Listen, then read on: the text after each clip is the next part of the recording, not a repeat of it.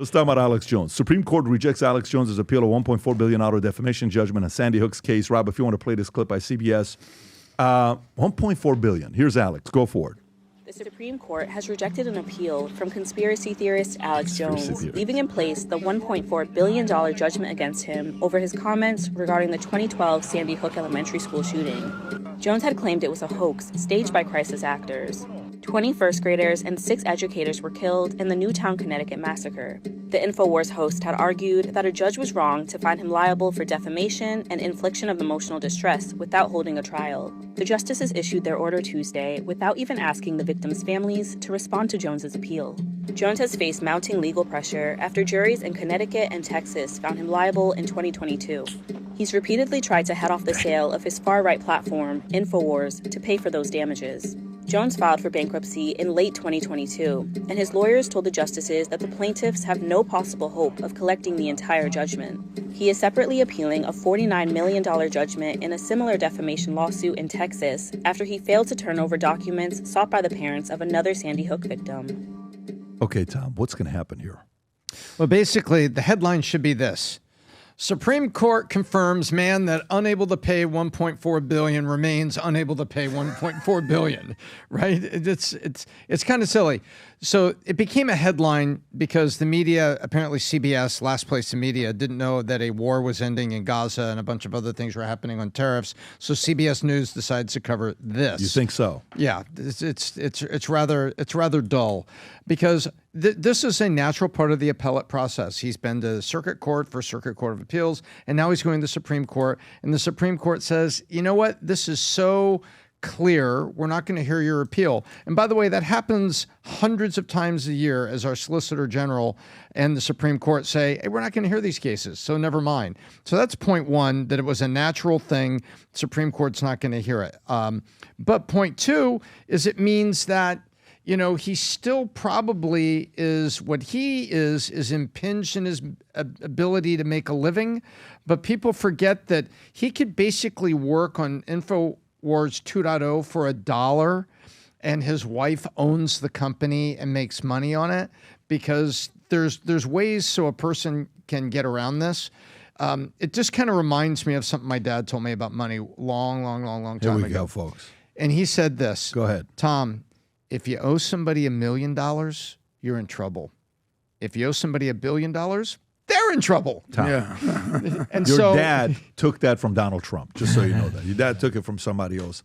And I'm sure he did. He was probably watching Trump's tweet back in the 80s when Trump was tweeting back in the days, and he picked it up from him. So to you, Tom, I would say so. Tom, to you, this is a nothing burger, is what you're saying. No, it's nothing. It's a nothing burger. It just points out that. Can they stop him from making money? Can they stop him from paying his bills? Can they stop him from still growing his business and finding ways to make? Growing a business that has value, they can come in there and now try to. I was on a show the other day, and one of the ads I heard, I don't know if anybody sells ads the way Alex does.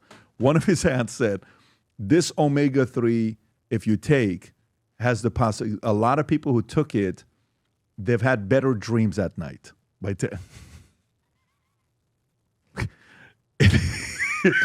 Did you take it? Did you take it? I have good dreams. But when I hear it, I'm like, that is so. And then there are claims. But by the way, listen, it could. I'm not telling you it's a lie. I'm just saying that the way he's been. Can he continue sell to make money to pay his bills? Can he continue to do what he's doing? Yes, he can. I think he's a necessary voice, form of entertainment and form of giving different angles no one's thinking about. But if he builds a company that's worth $100 million, then they're going to come down on him and ask him to monetize the value and make partial payments to the victims. But if he makes $100,000 a year, $150,000 a year, even $250,000 a year, you can't squeeze blood out of a rock. There's nothing here. And so the Supreme Court said, your case is so clear that there's no reason to hear it. You still owe them $1.4 billion. And hey, folks over here on the left, there's no way he's going to pay. He's so entertaining, though. Let me tell you, he's entertaining, and you know, he always has a unique angle where he sees things that somebody else doesn't. And guess what? Whether he's right 10% of the time, 20% of the time, 30% of the time, he's been right on some very massive things. Right. 9/11, like some of the stuff that he, went through. And what was that one community he went to? Bohemian Grove? Is that where he went to? That's where he made his name. I mean, this is a. So what do you think about all this stuff? I mean, by the way, Pom, you were one of the first that interviewed Tate, if I'm not mistaken, right? You were one of the big Tate interviews at the beginning. So Tate YouTube took it down. Oh yeah, I didn't know that. Oh yeah. They took it. They left it for a month. It was very, very popular because I was the first person to interview with them. So Tate, I can't remember if I DM'd him or he DM'd me first, but this is way before anyone knew who he was. He was a world champion kickboxer. This is in what year? 2020, 2021? I can look and see, but it was a very good interview. We started talking about Bitcoin. Like it had nothing to do with what he was posting, and again, no one really knew who he was. Yeah. And I just thought, look, this is a guy who is trying to figure out investing and all that stuff. This was during your warm, collaborative, loving relationship with YouTube. No, he's still out. It's not. He doesn't have a channel. His YouTube is not a. The fact that they took his interview down was kind of weird. Well, here's a crazy they've taken thing. other things down on Pomp. Yeah, they deleted our channel at one point. So I got two great YouTube stories. One is the Tate interview. We do it now. He wasn't really talking about all the things that he ended up talking about. At the time, he was starting to post a little bit more, but he came in to do the interview, and I got to say, you see the little clip there. He was in full Andrew Tate mode. Yeah. I mean, he had the glasses on, the whole thing, right? Whatever. But what I was interested in is his life story, how he made money, his family, all that kind of stuff. The chess, all that kind of stuff. So post the interview, becomes very popular. Million or more views. After 30 days, then they take it down. I said, that's kind of weird. What? But clips are still up. Huh. Right? So, okay, fine, whatever. But after this, maybe 6 months, 9 months, we used to do a live stream show similar to this. And one day we end it. 5 minutes later, the whole channel is deleted. Not like a video taken down, deleted. And, I got a big platform on other platforms. So I get on Twitter. I say, hey, at the time, Susan Wojcicki was the CEO. I say, hey, what the hell's going on over there? Right? And I start tweeting. And long story short, we get the channel back. And it turns out that the way it was described to me is that there was an employee internally at YouTube who just hit the delete button. There's one person. Again, I don't know if they somehow went around some sort of control or whatever. But again, it wasn't a video got taken down. It wasn't a suspension. It was the entire channel deleted. So my take on a lot of this stuff is I'm actually surprised it doesn't happen more, right? Like that was the first time I'd ever heard about that, first time I had experienced it. For whatever. Alex Jones? You're talking about Alex Jones? Or I'm just talking about in general on the internet, the fact that there's not some rogue employee internally that does something. Oh, yeah, I see what you're saying. Yes. All that kind of stuff. Right? Yes, So yes. if you go back to Alex Jones, I think that there is a very unique balance in America, which is the test of free speech is, are you willing to protect the speech of the people you disagree with? Now, what has become popular is this whole hate speech stuff and all this kind of what is free speech, what is not free speech. But what I do think is going to be more and more important over time is people like an Alex Jones who are talking about some of this stuff. What do you do with them? Is forget the money stuff. The money stuff is like the courts will figure that out, right? But in terms of allowing him to go on shows, allowing him to have a YouTube, allowing him to stream on a platform, right?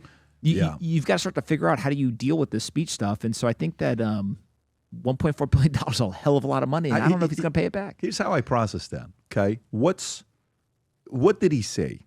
He said those are actors, right? Okay. You're defaming the family. It's a very nasty claims to make, right? And it's not allegedly, this is what he thought was really happening. Okay. And of course, the stories, family, heartbreaking, devastating, no question. We all remember the times where you're watching the videos and the families as they're going through that atrocity. But then you have somebody else that almost got another person to be the president of the free world. And they manipulated and edited a video to make the candidate look better. CBS. What did CBS pay Trump, Rob? What did CBS pay Trump? Was it $25 million? I don't know what the number was. I know Stephanopoulos was like 13-something million dollars. What was it? 16 million bucks? Million, yeah. So you pay a $20 billion company pay $16 million? But Alex Jones, who's worth, what's Alex Jones worth? What's Alex Jones worth? Alex Jones' net worth? Zero. I don't know what the net worth is. It's going to be negative, but I'm saying like, yeah, but what is his, what's his?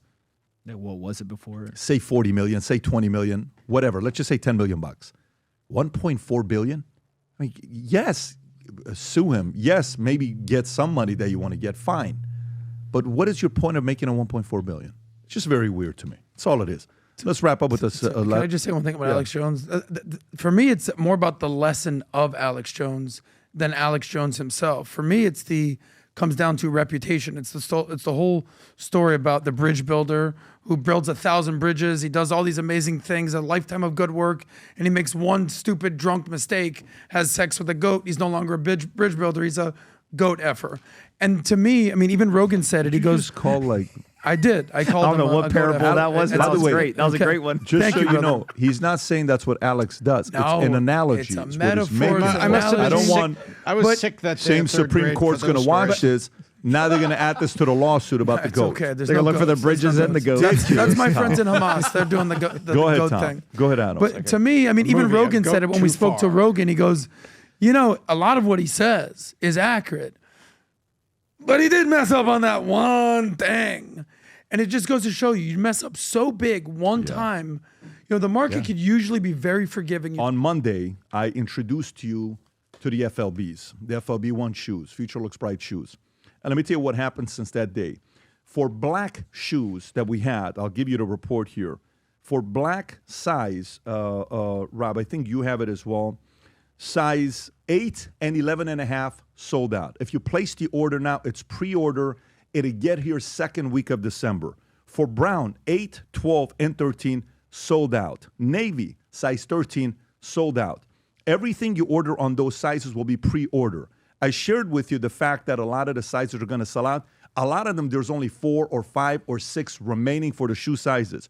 So, for some of you that didn't see what we talked about on Monday, for the last 25 years, I speak a lot on stage. And some of the events, whether it's my insurance company or the Vol Conference or BPW, at some events I can speak 40 hours where I'm on my just standing up talking and I'm wearing dress shoes and they're uncomfortable. I wanted to find a shoe that can combine both the comfort and the technology and the authentic Italian leather, the trainers, because I love those shoes. I didn't want it to be too heavy where I'm feeling like I'm carrying weight.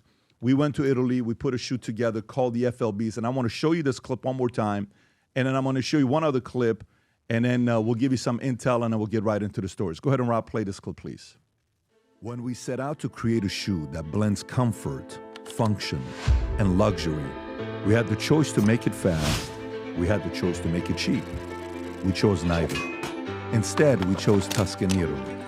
We chose true Italian craftsmanship, each pair touched by 50 skilled hands. We chose patience, spending 2 years perfecting every detail, and we chose the finest quality at every step. Introducing the Future Looks Bright collection. Not rushed, not disposable, not ordinary. Rather, intentional, luxurious, timeless. So just so you know, if you're wondering, Pomp came in here, he saw the shoes, and he kind of goes like this. He's like, I looked under the table. He's auditing me. He's like, let me see if this guy's a product of the product. 24 days in a row I've been wearing this, just so you know that. 24 days in a row I've been wearing this. No matter where I go, last night I was at Casa D'Angelo, I was wearing this. The most comfortable trainer shoes with the Italian leather. And again, if you haven't placed the order for yourself or your spouse, this was us at the Vol Conference. Rob, if you want to play this clip, the launch of it when we did it here was so exciting. People were coming from all over the world. That was a 10-foot shoe that we put up. But guys coming back, how comfortable it is, how light it is, feeling the super foam at the bottom of it, taking pictures of it, sitting in boardrooms with your feet up where somebody says, wait a minute, does that say Future Looks Bright on the bottom of the shoe? Yes, let's make a deal happen, right? There's a certain sense of optimism when you're wearing these Future Looks Bright shoes. So again, the black and brown, if you order them, we have them now. If they're sold out, pre-order because you'll get it second week of December. The white, when it comes out, it will not last because, you know, there's a certain material that we mixed it with. The white is absolutely ridiculous. This will come out second week of December with the navy blue. The navy blue and the white will come second week of December. The black and the brown are here for you to order depending on your size. So go to vtmerch.com, place your order, and you can learn more about the comparison of how these shoes compare to a Tom Ford. Rob, if you can go a little bit lower, to a Gucci, to a Berluti, to a Ferragamo, to a Xenia. Make the comparison for yourself. Instead of spending $950, $1198, $95, $840, it's built in the same exact factories as Gucci, Louis Vuitton, same ones, $599. I just put them on this morning. It took me half a second to put them on, and driver came, picked me up, got in the car, came over here. So if you haven't placed the order yet for yourself or somebody else, place the order, go to vtmerch.com. If you enjoyed this video, you want to watch more videos like this, click here. And if you want to watch the entire podcast, click here.